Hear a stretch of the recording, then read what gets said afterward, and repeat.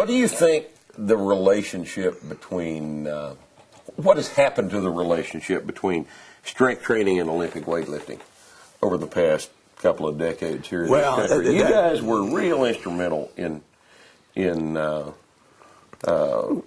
incorporating a lot of strength training in your Olympic weightlifting, and possibly you'd like to touch on this. Bill always told me that what you guys would do for a heavy workout was enter a power meet that Saturday. Yeah, if you weren't in an Olympic many times. Yeah. So that strength training, the squat, the bench, the deadlift, was an important part of your training for Olympic weightlifting as Olympic lifter. And we used to call that, assistant exercise because they assisted your Olympic lift.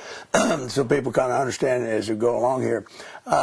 What we would do with international training or competition, with the Russians now, all of a sudden we started pulling away from everyone. That's when they started doing squats and benches and high pulls. The Americans did. And that made them stronger, and they ended up doing better. Right. Well, it wasn't long, of course, before they caught up. But the Americans really started that probably at the beginning of the 50s, I guess, right. when people really started doing the assisted exercises and all. Then as we went up, you had the strength training that helped the end results of your Olympic lifting and all. Now, nowadays, from what you tell me, people do the snatch and clean and jerk and front squats, and that's it.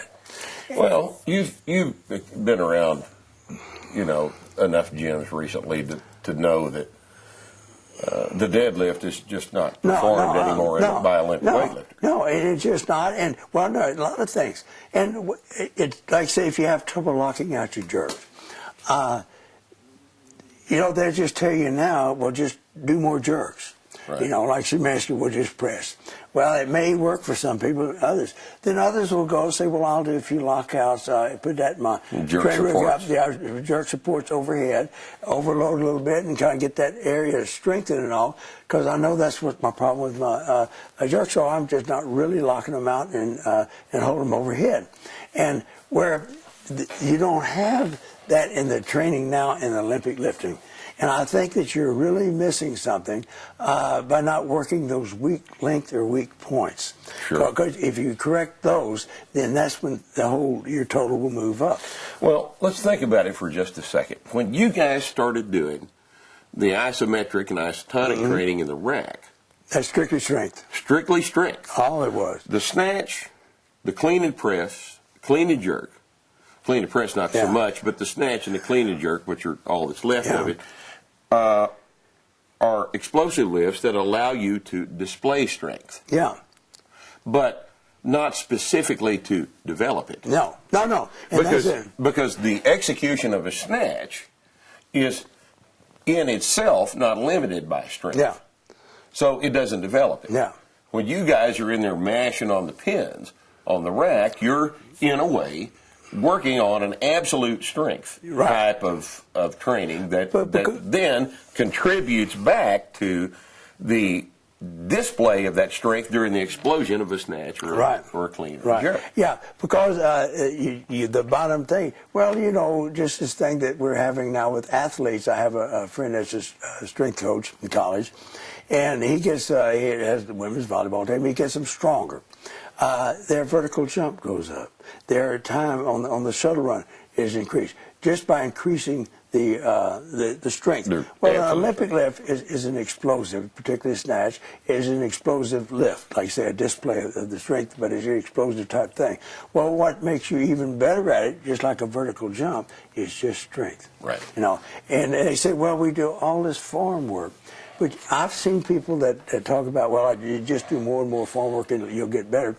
And you can take a video of them now, and you take a video of them next year, and the year after that, their form doesn't change.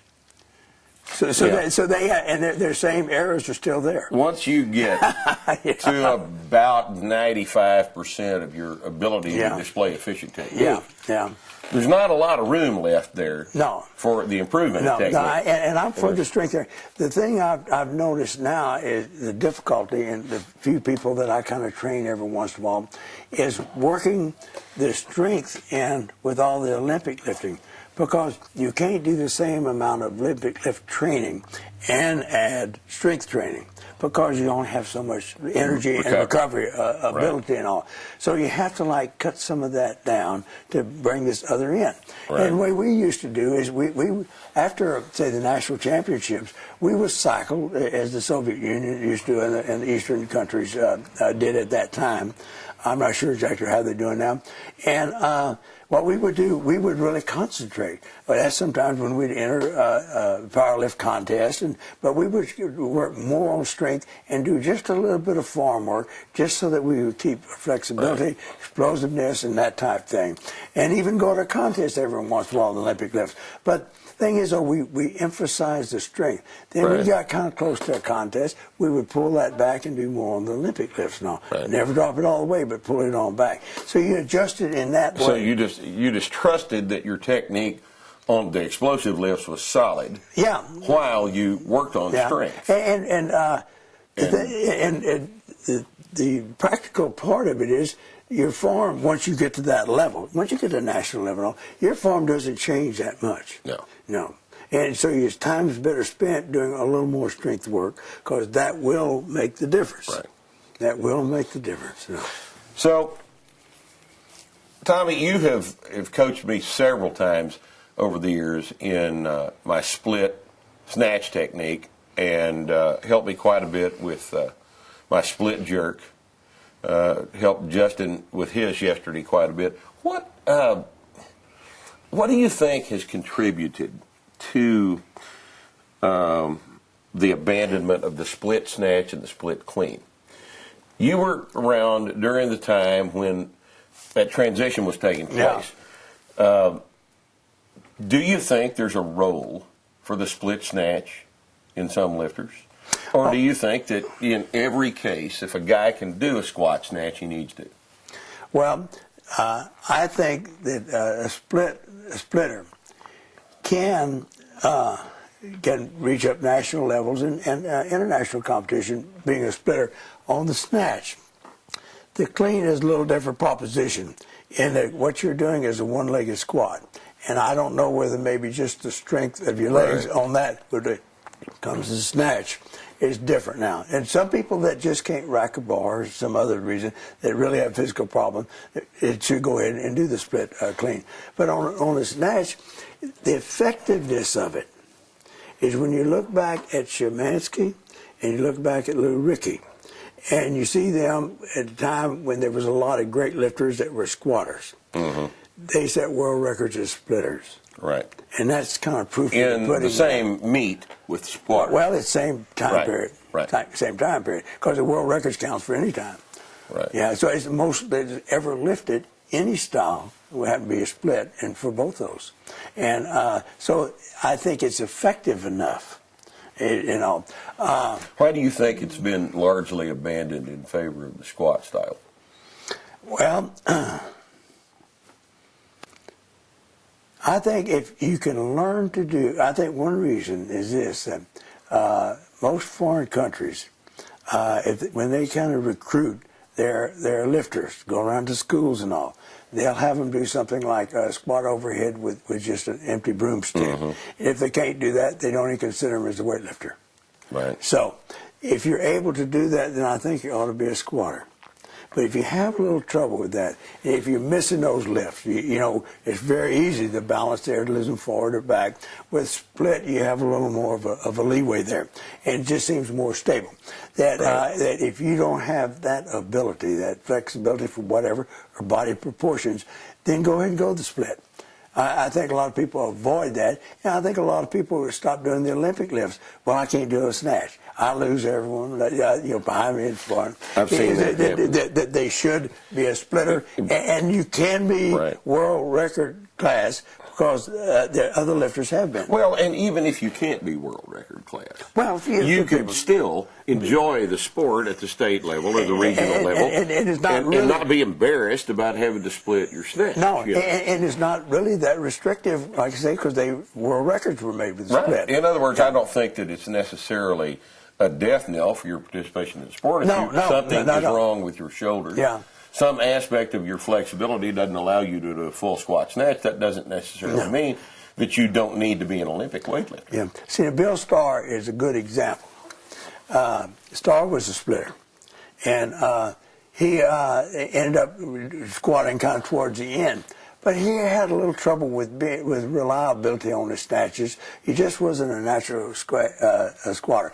I think part of it was the elbow lockout, which is just something that he had, and it was a physical thing. So, but the thing, I want to give him credit, because this is one thing that impresses me more about Starr than anything else.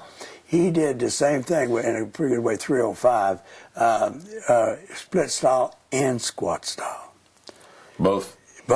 Yeah, so his best lift, that's the most he's ever done. He both split. And I thought that was very creditable. And he would oscillate back and forth when we were training together. How should I split?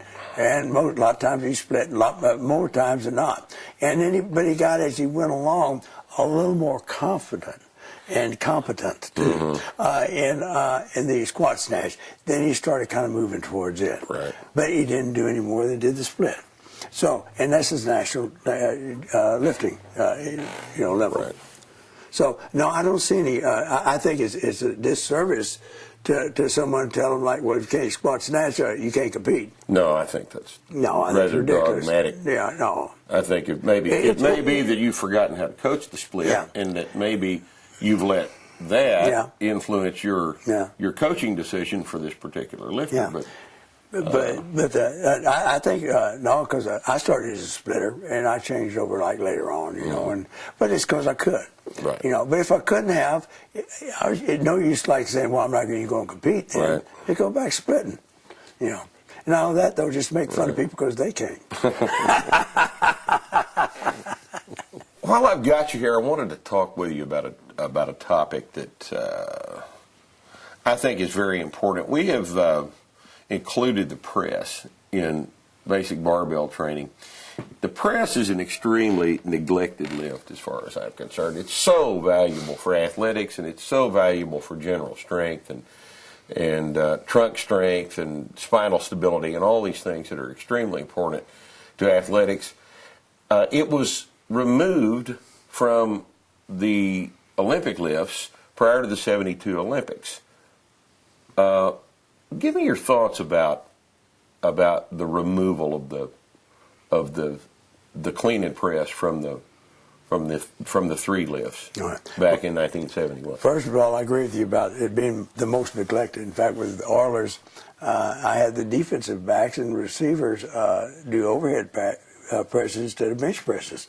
But you can go to the gym and everybody's doing benches and nobody's doing presses. But what happened in the competitive lifting was that it was too much of an opinion as to what was too much back bend and not too much back bend. How much knee bend was permissible and how much wasn't. I've seen a lot of old videos on this, and they're widely, thank God for YouTube. You can just see all kinds of stuff now. And there was a lot of push pressing going on. Yeah, and it was up to the judges to decide how much was too much. And then you get where you're competing, you have the Eastern Bloc, and then you have the Western Bloc, Europe and the United States and all, and you'd have judges. And the judges just get to be favored. They'll have a good lifter, and one lift in international competition, can make all the difference in the world. Sure. As to who wins and who doesn't. And they would let some of these presses get by because you'd have two from the Eastern Bloc and one from the Western Bloc, and two green lights, and it was a good lift. And I talk about them doing it. We did the same thing. You know, I mean, we had our favorites, and we always liked to talk about how bad they were, but we were doing the same thing. So it was a thing of just you couldn't judge it without politics. They failed to judge it. They failed to judge it, and the politics. Wouldn't that be more honest? Well, and the politics is what made them fail. Right. Wanting their lifters to win. That's politics. Why the press, though? Why did the press lend itself to this type of political manipulation in the snatch? Well, clean and jerk judging never really. Well, it's not. You don't have anything too much back bend or too much knee bend in the snatch or in the clean and jerk. The nature. It's just the nature of the movement allowed for more variation. Variation, yeah. And once they start allowing anything more than a military press, where they say, well, a slight back bend is all right. Well, what's slight? What's slight? You know, and those things it's very difficult to determine. You know, there's nothing there where you can say no arm break, but it's got to be a clean lockout. That's easy to see or not. Right. But when you talk about how much press back out, bend, no press out. But the thing is, though, and like knee bend, you know, it starts. You know, well, did it was just a sway, or did they really bend? How much? Lift's good. We want him to win anyway. But, you know, it was just too many factors involved. But the politics is what really was the final blow. Well, John Fair has written a real extensive, big, nice article on that particular, in some journal of history of the sport or something like that. And I've downloaded it a couple of weeks ago, and I haven't had time to read the whole thing, I'll confess. But it's like a 75-page. Well, it's about a 38-page article, and it was a nice, detailed treatment of this. When you were there, what do you remember in terms of the discussion that led up to the actual elimination of the movement from the sport? Were you in on any of that at all, or peripheral to it? Or? We just understood all that was going on. Because Turpak and Hoffman, they would come back, and Rudy Sablo and all the other officials, would come back, and they would talk and tell us about the reason we knew what was being allowed was because we had, like, international lifters, of course, training there at York, and they would come back and they were judging at contests, and they were telling the judges what they could do and couldn't do, international rules. And by that way, we knew what was going on through that grapevine as to, like, how the press is going. And you could tell it was becoming more and more in disfavor. Right. Somebody says, well, we just ought to eliminate it. It's creating a lot of back trouble, which I think it did. And I've seen some pictures of some awfully flexed, and like awfully overextended spines. Could get a start, and he could fall back, if he really wanted to almost parallel like he's doing a bench press. Well, you know, you say, well, we can't have that. Well, how much can you have then? And it got to be a real problem. And then the politics of playing politics is just the fact that there were politics there. Politics is what finally caused it, is East against West. And that was just it. And so they just said, well, we'd be better off without it. And this was decided by the IW. Oh, sure, yeah. Oh, no, it's by all those officials that I've talked about. We had our delegation there. All the countries had their delegation there because they're the ones that make the rules. Now, we were getting the feedback on how to interpret them in local contests, so we know that if you went to international contests, what you would be fined. You know, and if you start getting a little too much knee kick, it says, no, we're not going to allow that because if you go up there, it's going to be disallowed, and then there you go. Yeah, so it was just a thing. It was the two things. First, it's difficult to judge. I mean, maybe you could, but the other thing is it got political because there's enough leeway there that you could change team standings, and that was the political part. Right. So, how did you guys used to train the clean and press? Did you press from the rack as an assistance exercise? Did you clean all of your presses when you were training for an Olympic press? What do you remember? What exactly took place to get? How did Bill? For God's sake, 350 at 198. Yeah. Do you know how many people in the country can do that right now? No, I know. There's just I don't know of anybody. No. I don't know a name. No. But it apparently was rather common to have a almost a 1.5 times, 1 3/4 times body weight press. Well, what did you guys do? All right, like Szymanski says, we pressed, but we did a lot of assisted exercise. Star and I went down to a contest in, I don't know, North Carolina or South Carolina somewhere, and we were down there. We did a little seminar, and we told people, because Star and I had kind of come up with a press routine that was working good for us. Right. And we told them about that.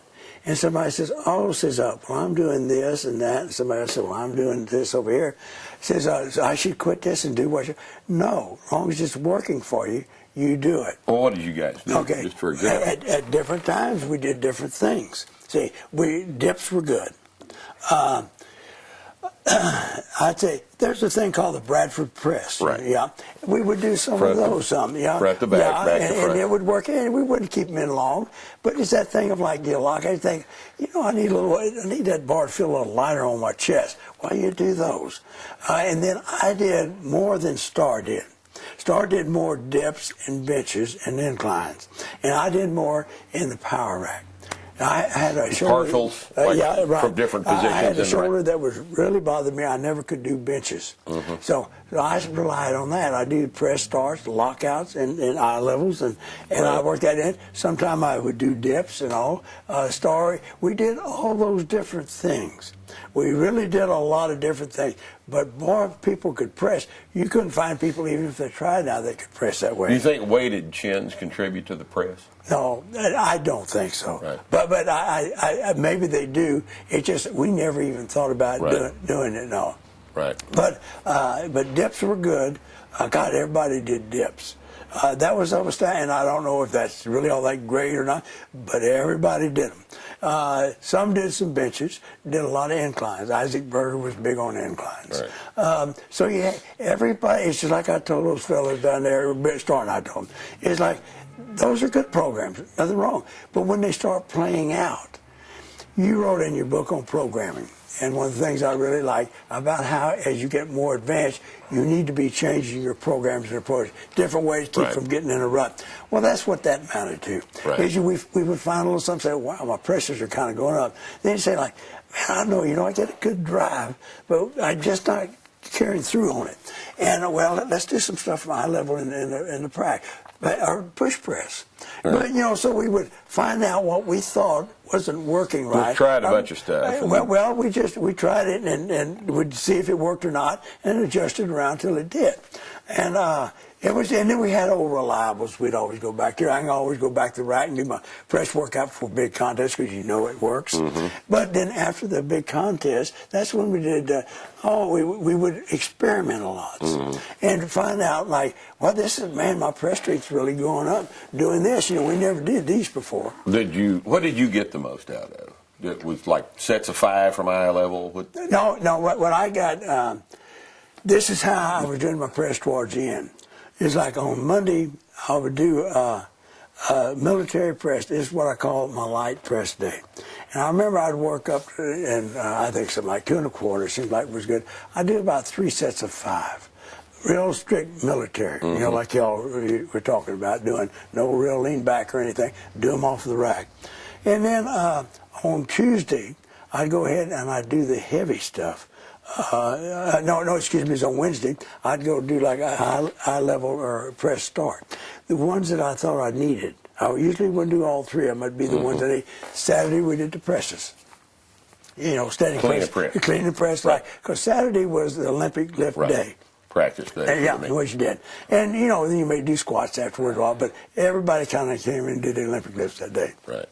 So I had like 3 things, but the rack press, because of being unable to bench, was the thing that I depended upon more. But I like push presses for lockouts, and then I like all those militaries were just my light day just to get a good full movement. That's the only time I went to 5. It was always 2s and 3s and 1s. Triples and 1 to 3. Doubles and singles. Yeah. For your other heavy work. For my heavy workout. Right. Yeah. Okay. No, we just didn't do reps at all. Squats we did some. High pulls never did more than 3 reps. I didn't. Right. And they just didn't. And I think that's one thing that they do now. They don't go any higher than that in reps. Right. The Olympic lifters don't do it. Yeah. And I think, but what we would do then sometimes after the heavy, big meets, then we'd do almost kind of like bodybuilding, power building, and all. Right. We do a little higher reps and all, and to get what Star calls, and I agree with him, a base to work on Right. up. And so we would, and we also found, like all of a sudden we decided after a contest, we need to do hyperextensions. I don't know. We just decided we'd do it. Right. So we did them. We started working up in weights, and that was a exercise. And then whenever we were having trouble, like really racking that weight on the clean, that's when Barsky, we call it Barsky cleans, but Benarski. Yeah. So he said, hey, you guys, what I did was when I was in that trouble, I'd do that from the hang here. And so we did Tuesday. That was our pull day. That's what we did. That's a heavy pull day. And then we Saturday did the Olympic lifts. It worked out about right. And so we did that. So, but we didn't do hyperextensions and those at the same time. Right. So it just depends. So we did hyperextension. We'd work up to good weights, and did weird things like those time squats. Just did good training. What we consider good strength training. Right. We always did on Saturdays. We'd do the Olympic lift, and, but we never did a lot of reps on those. Right. Oh, we used to just fool around after you're talking about repetition squats. Snatches. Right. You ever do any sets of 10, 20, 30 just to get winded? No, during those times of cycling, we did. Right. Yeah, we would do them. And just little contests and stuff to finish up. And, so you can do 30 the fastest? Yeah, and how long, I mean, you can do a 135 snatch, and it just go on, things like that. Yeah. Well, how many press behind neck can you do, with that? We just do stuff like that. But you always kept it in your mind. You made sure that you added that to the workload. Right. Yeah. Right. But no, we would do stuff like the thing we did mainly for our win and all. I do stuff like that now, of course, just training. But is we played that racquetball. Starting out like that. Right. Yeah. Oh yeah, we used to go down to the wine downtown here and play racquetball a couple of times. Well, it's good for your quickness too. Well, it's just fun. Yeah. It's fun to beat Star playing racquetball. It's been a while since I've done it. I agree. Yeah, no, we had a lot of good games. Yeah. Thanks for coming up. We could probably sit here another hour and a half, and if I talk you into it, maybe we'll do another one of these conversations, and I'd like to get into your brain about exactly what you guys did back during the York days, sets and reps, nuts and bolts, and actually pull some information out of you about exactly what Bednarski did that made Bednarski so god-awful strong and all those other guys at the same time. Because I'm afraid we're going to lose this information, and I don't want that to happen. And the thing is, it wasn't any that exceptional. It's the same thing with Star had you train. Right. There's nothing really exceptional about that. Right. You got strong because you worked hard. Right. And it's a basic program, and when you start getting overtrained, you'd cut it back a little bit, and it felt like, and every once in a while, you got overtrained on purpose, so Right. But it wasn't any more complicated than that. Benarski came in and did a Olympic lift on the Saturday, Right. and he would do stuff. But we did things like that. Benarski had trouble with the leg strength. Right. So what did he do? We just said, well, I don't know what to do. So we came up with this thing, started to talk about it, and he would go and get him a pizza at noon. And he would come in and he would do 5 sets of squats at noon when he was fresh. And then he would go do his other training. His leg strength came up. There's nothing unusual about it. It's just a matter of doing it. No, but that's a nice little trick. Yeah, and that's the two-a-day. You put your heavy stuff first. Though. Right. We're gonna wrap things up with that, but we're gonna. If you can come back up, we'll do this again. I sure appreciate you coming up. I enjoy coming. Always enjoy talking to you. Oh, that's great. And I appreciate your being here with us today on our Starting Strength interview series. Well, it's been a pleasure. With Tommy Suggs. Thanks for coming up. Thank you. Bye-bye.